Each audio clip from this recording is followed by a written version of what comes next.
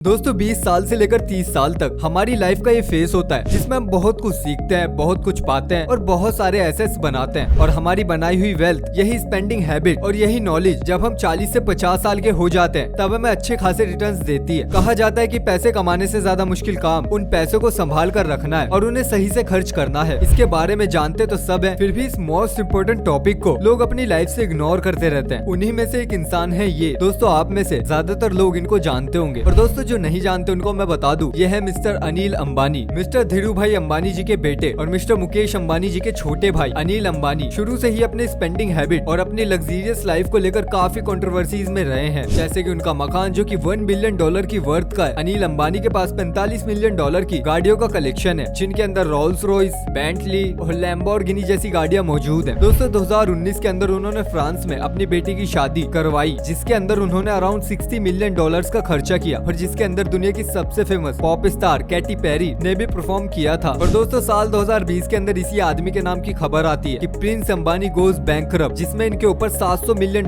का date claim किया गया है, which is about 6000 crore Indian rupees. और फिलहाल इनकी नेटवर्थ है 0। अब मैं आपको एक और ऐसे इंसान के बारे में बताता हूँ। दोस्तों ये है इन्फोसिस कंपनी के मालिक मिस्टर नारायण मूर्ति जी, जिनकी नेटवर्थ $6.5 बिलियन है, जिनकी कंपनी इंडिया की और पूरी दुनिया की सबसे बड़ी टेक जाइंट कंपनी में से एक है। और इनके दामाद यूके के प्राइम मिनिस्टर है। वो जब भी ऑफिस जाते हैं वो हमेशा घर से अपना लंच पैक करवा कर ले जाते थे। पुणे में ट्रैवल करते समय इकोनॉमी क्लास में ट्रैवल करना पसंद करते थे। उन्हें महंगी महंगी गाड़ियों का, महंगे महंगे कपड़ों का नहीं बल्कि महंगे एक्सपीरियंस का शौक था। उन्होंने अपने एक इंटरव्यू में ये तक कहा कि मुझे मटेरियलिस्टिक चीजों पर पैसा खर्च करने से अच्छा लाइफ और एक्सपीरियंस पर पैसा खर्च करना अच्छा लगता है। और सिर्फ नारायण मूर्ति जी ही नहीं, मिस्टर रतन टाटा जी जब अपनी यंग एज में थे तब वो मुंबई लोकल से ट्रैवल करते थे और टाइम बचाने के लिए ऑफिस के वर्कर के साथ वार्ड में ही सो जाया करते थे। और तो और बॉलीवुड के मशहूर एक्टर अक्षय कुमार भी कोई एक्स्ट्रा ऑर्डिनरी चीजों पर पैसा खर्च नहीं करते हैं, बल्कि वो अपने पैसों को एक नए स्टार्टअप में और रियल एस्टेट में इन्वेस्ट करते हैं, ताकि जब फ्यूचर में वो एक्टिंग ना कर पाए या रिटायरमेंट लेने का सोचे तो उनके पास प्लान भी मौजूद हो। हम में से बहुत से लोग अपना करियर शुरू करते हैं तो बिना किसी रोड मैप, बिना किसी गाइडेंस के शुरू कर देते हैं। कुछ लोग काफी ज्यादा इग्नोरेंट होते हैं और कुछ लोग हालतों की वजह से प्रॉपर नॉलेज नहीं ले पाते और जल्दबाजी में पैसा कमाने की रेस में लग जाते हैं। आपने यूट्यूब के ऊपर काफी सारी वीडियोस देखी होंगी, कई बुक्स भी पढ़ी होंगी, जिसमें आपको पैसा कमाने के रूल्स के बारे में बताया जाता है, पर उन पैसों को कहाँ लगाना है, किस तरह खर्च करना है, इन सब चीजों को बहुत कम बताया जाता है। तो आज की इस वीडियो में मैं आपके लिए पैसा खर्च करने की, इसको सेव करके इन्वेस्ट करने की एक अमेजिंग टेक्निक के बारे में बताने वाला हूँ। एक ऐसा रूल जो दुनिया के बड़े बड़े एक्सपर्ट और सभी अमीर लोग सजेस्ट करते हैं। इस रूल को फॉलो करके Warren Buffett, Peter lynch, red डेलियो जैसे बड़े बड़े इन्वेस्टर आज भी बजटिंग का यही रूल सजेस्ट करते हैं। तो उस वर्ल्ड फेमस रूल का नाम है द 50-30-20 रूल। तो दोस्तों 50-30-20 रूल एक ऐसा रूल है जिसके अंदर आपको अपनी कमाई हुई इनकम को 3 अलग अलग हिस्सों में डिवाइड करना होता है, जिसके अंदर 50% वाला पार्ट होता है आपकी नीड, 30% वाला पार्ट होता है आपकी वांट और 20% होती है आपकी सेविंग्स और इन्वेस्टमेंट। तो सबसे पहले आता है 50% फॉर योर नीड्स। दोस्तों नीड्स वो चीज है जो हमको अपनी डे टू डे लाइफ में चाहिए ही चाहिए। इसके बिना हम लाइफ को एक्सपेक्ट नहीं कर सकते, जैसे रोटी, कपड़ा, मकान। पर दोस्तों दिक्कत ये है कि बहुत से लोगों को लगता है कि लोगों की बेसिक नीड बस यही है और इन तीनों चीजों में 50% पैसा थोड़ा ही खर्च हो सकता है। तो दोस्तों मैं आपको बता दूं कि आज हम 50 से 100 साल पुरानी दुनिया में नहीं जी रहे। आज की दुनिया में बेसिक सर्वाइवल के लिए रेंट भी जरूरी है, इलेक्ट्रिसिटी भी जरूरी है, पानी भी जरूरी है और दोस्तों खाने के लिए सिर्फ रोटी नहीं, ग्रोसरीज भी जरूरी है। आपके बच्चे और आपके माँ बाप के एक्सपेंसेस भी जरूरी है। और दोस्तों इसीलिए हम अपनी इनकम का 50% हिस्सा इस जगह पर यूटिलाइज करना पड़ेगा, क्योंकि दोस्तों ये सारे वो आइटम्स है जो हमें एकदम अर्जेंटली रिक्वायर्ड होते हैं और दोस्तों इनके अंदर डिले हमारी मेंटल हेल्थ को खराब कर सकता है। इसीलिए 50% फॉर योर नीड्स। अब आता है 30% for your wants and desires. दोस्तों बजटिंग रूल का अगला हिस्सा आता है वांट्स एंड डिजायर्स का, जिसके अंदर हम अपनी इनकम का 30% पार्ट उस जगह पर खर्च करना चाहिए जिसके अंदर हमको सेटिस्फेक्शन मिलता हो और खुशी मिलती हो। दोस्तों ऐसे एक्सपेंसेस अननेसेसरी तो हैं, लेकिन दोस्तों इन एक्सपेंसेस से हमें अच्छे एक्सपीरियंस मिलते हैं। इसके अंदर वो सारे के सारे एक्सपेंसेस आते हैं जिससे हमारी लाइफ और भी ज्यादा खुशी से और इंजॉयमेंट से भर जाती है, जैसे कि movies, Netflix, travel expenses, gym membership और भी बहुत कुछ। अब दोस्तों बहुत से लोग ये कहते हैं कि अगर आपको अमीर बनना है तब आपको इन सारे फिजूल खर्चों को अवॉइड करना चाहिए और एक फ्रूगल लाइफस्टाइल आपको जीनी चाहिए। पर दोस्तों मैं आपको ऐसा कुछ भी नहीं कहूंगा, क्योंकि दोस्तों हमें कोई भी मोमेंट जीने का मौका एक ही बार मिलता है और जब हम अपने 20s और 30s में होते हैं तब ये हमारी लाइफ का सबसे गोल्डन फेस होता है, जिसके अंदर हमारे पास स्ट्रेंथ,